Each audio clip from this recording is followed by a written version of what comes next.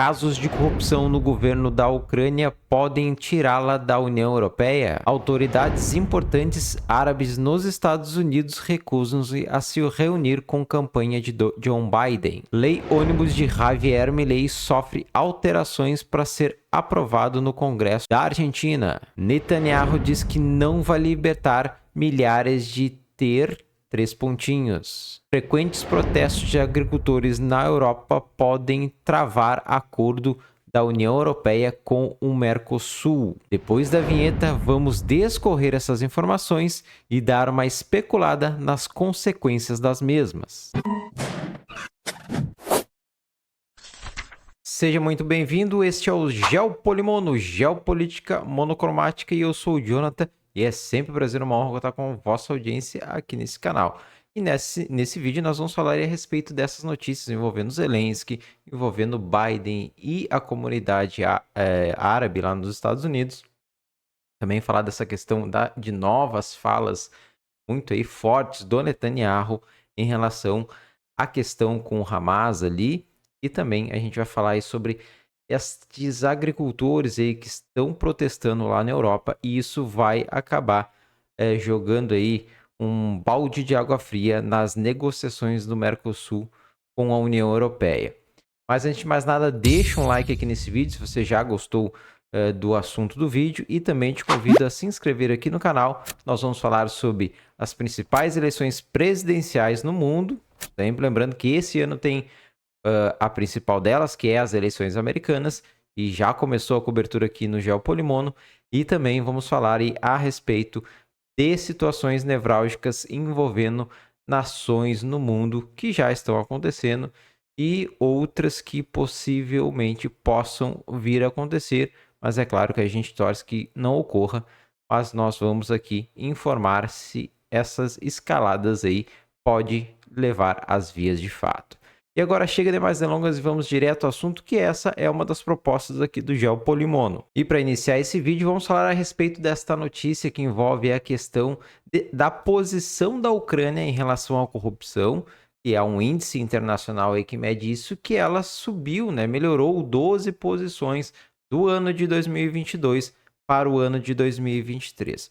Só que esse ano está acontecendo essas acusações aí de corrupção em relação as verbas que são enviadas para a Ucrânia para enfrentar aí os ursos do norte. E isso está pegando muito mal aí na comunidade internacional, com os Estados Unidos em relação a isso. Isso pode, de certa forma, afetar aí essas questões da Ucrânia entrar na União Europeia, lembrando que a questão da corrupção é um dos índices principais para que nações europeias entrem na União Europeia. E como isso pode impactar em relação à Ucrânia nisso, já que esse índice pode sofrer uma queda, né, de 2023 para 2024, porque essas questões estão ocorrendo. E essas questões aí, vamos devagar aqui um pouco, e essas questões aí de esse índice, desses fatos, né, de corrupção estarem acontecendo, será que isso não pode ser pessoas infiltradas do outro lado, dentro desse governo aí, para fazer justamente esse ponto para que a Ucrânia, por esse viés, possa perder a sua candidatura lá na União Europeia?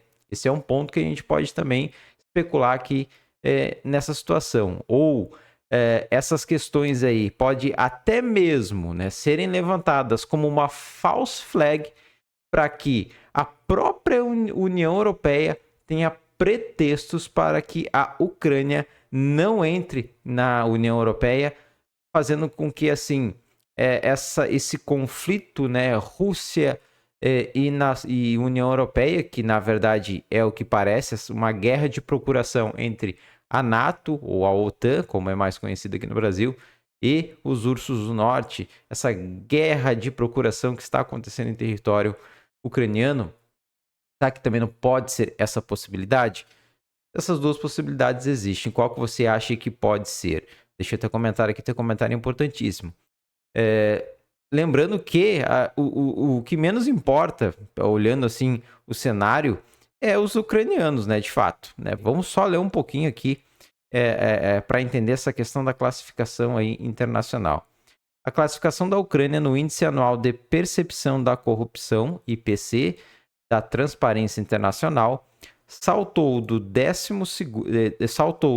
posições em 2023, dando um impulso ao presidente ucraniano Volodymyr Zelensky, enquanto ele pressiona para erradicar a corrupção dentro do seu governo.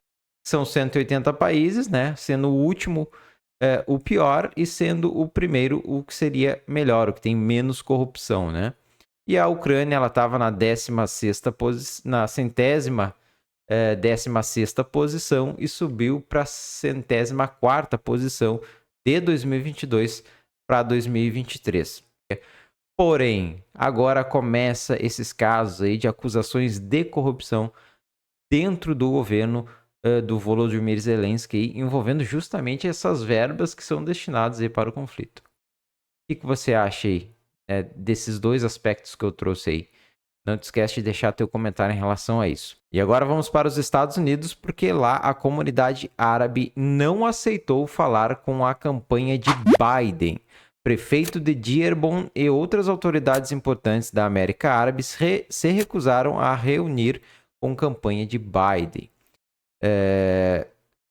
O prefeito de Dearborn, Michigan, a capital da América Árabe, disse que sua comunidade se recusou a se reunir com a equipe de reeleição de Joe Biden, um reflexo da raiva que os árabes e muçulmanos americanos sentem em relação ao presidente dos Estados Unidos e de como ele lidou com a guerra em Gaza. E aí nós vemos essas tentativas aí do presidente Joe Biden de fazer um cessar-fogo, de fazer com que haja um acordo logo que acabe, enfim, esses conflitos, às vezes até contrariando o seu parceiro Israel em relação às decisões que tomam.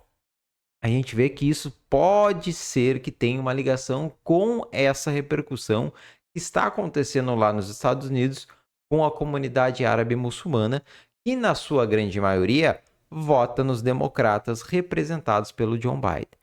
Então a gente vê aí nessa reportagem que esse prefeito, que é um dos representantes, uma das autoridades lá dessa comunidade árabe, simplesmente se recusando de conversar com a campanha de Joe Biden. Então isso é um indício muito forte de que para o Joe Biden conseguir melhorar a sua percepção com o seu próprio eleitorado, que seria os muçulmanos lá, já que a maioria vota nos democratas, teria que ter uma solução a essa questão Israel-Hamas logo, ou que ele tivesse avanços em relação a esses ataques, né? Que aqui na reportagem eles chamam, né, que Israel está fazendo um geno 3 pontinhos lá na questão com os palestinos.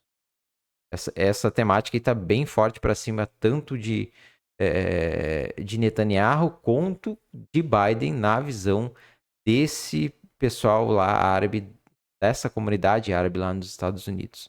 Você acha que, de fato, essa preocupação de Joe Biden em fazer um cessar-fogo logo, em tentar finalizar essa guerra, tem relação a isso, a essa questão eleitoral lá nos Estados Unidos? Lembrando que este ano é ano de eleição americana e Joe Biden está com a moral bem baixa lá com o seu eleitorado.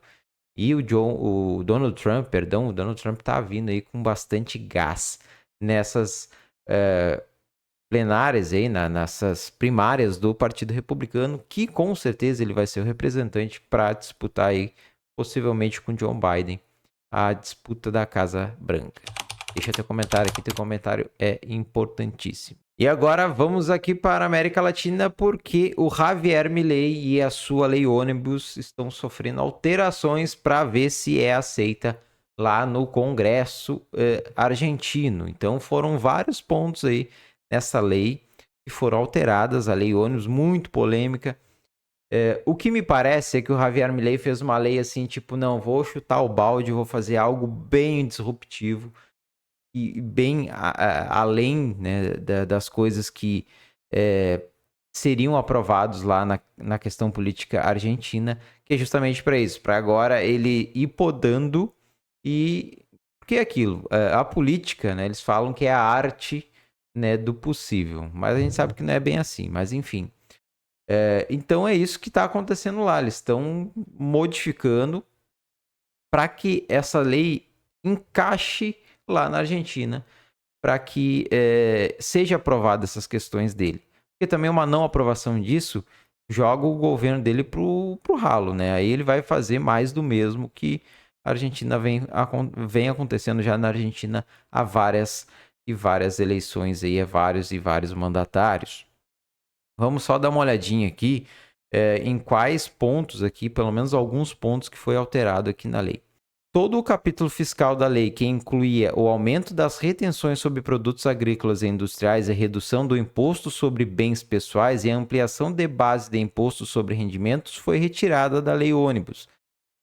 Também foi eliminada a emergência social e de defesa dos 11 iniciais, e o mandato de delegação legislativa seria de 1 ano, com possibilidade de o Congresso prorrogá-la por mais 1 ano.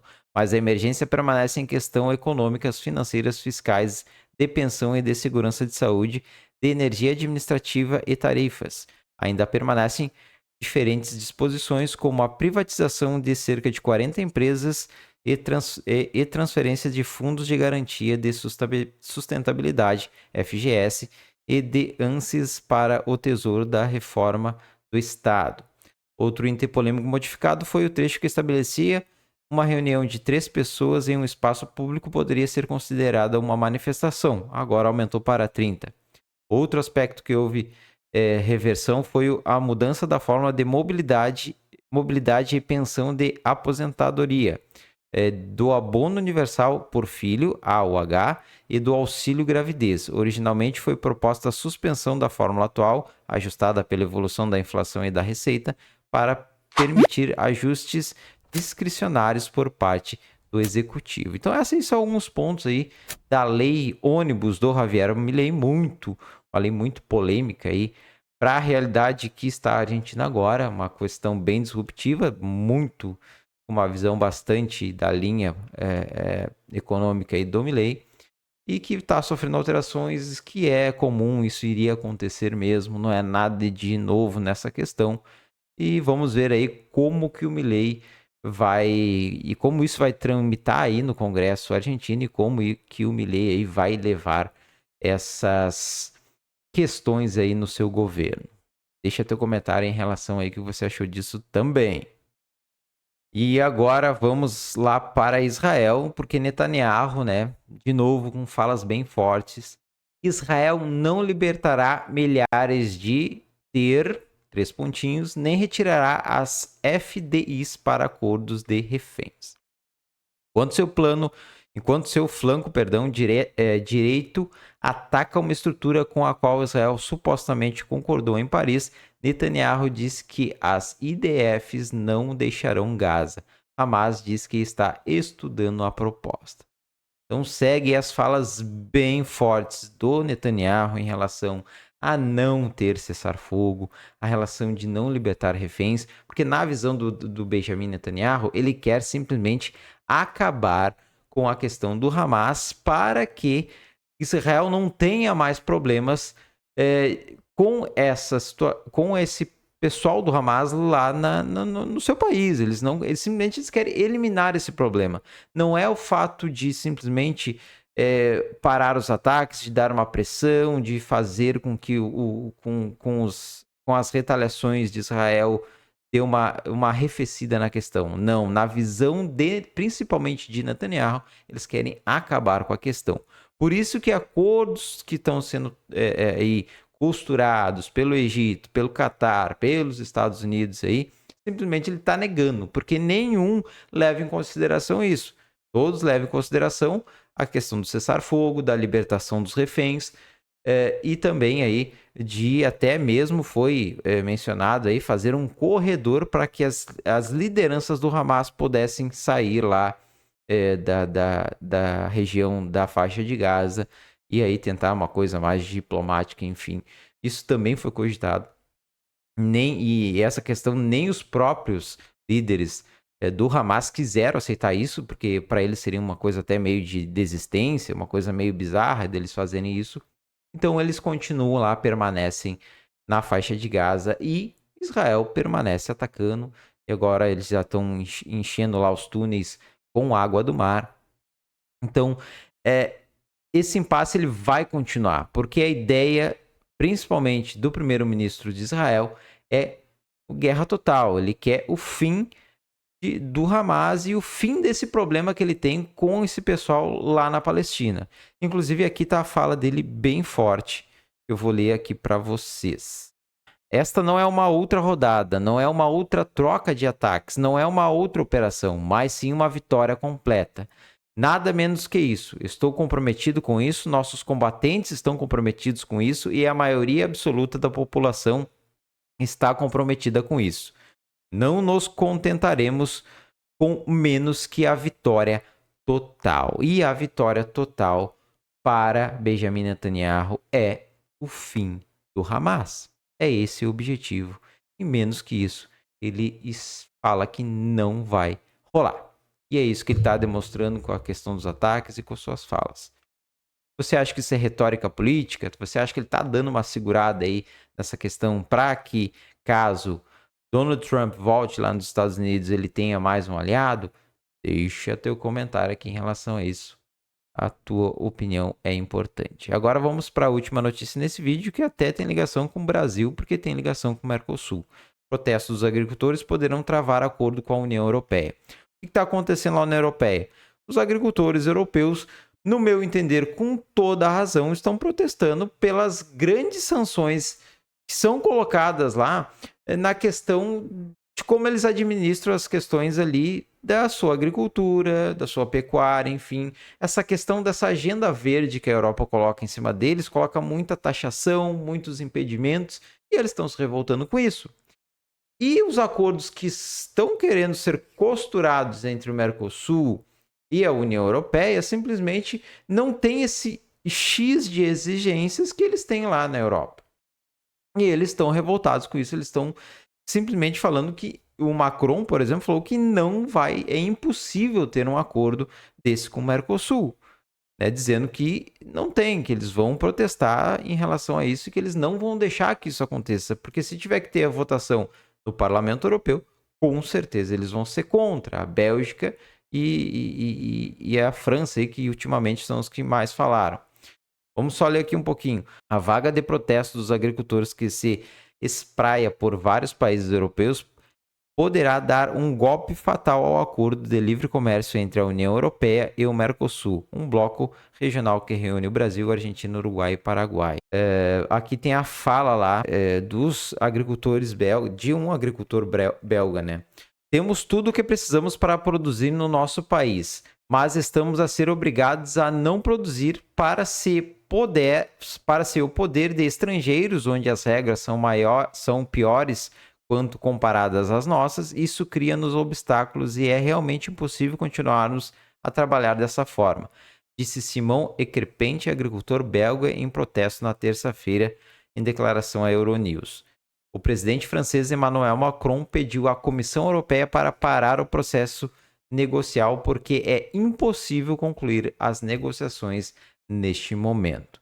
Então, essa aí pode ser o golpe fatal para esse acordo entre União Europeia e Mercosul. Mas, enfim, o que você acha em relação a isso, né? Você acha que realmente foi o boi com as cordas em relação a esse acordo União Europeia e Mercosul, por causa dessa pressão lá da França, da Bélgica e de outros países aí que são celeiros da Europa? Deixa teu comentário aqui também. Teu comentário é importantíssimo. Então, meu muito obrigado por ter assistido a vídeo até aqui. Um forte abraço e até o próximo vídeo, se Deus quiser.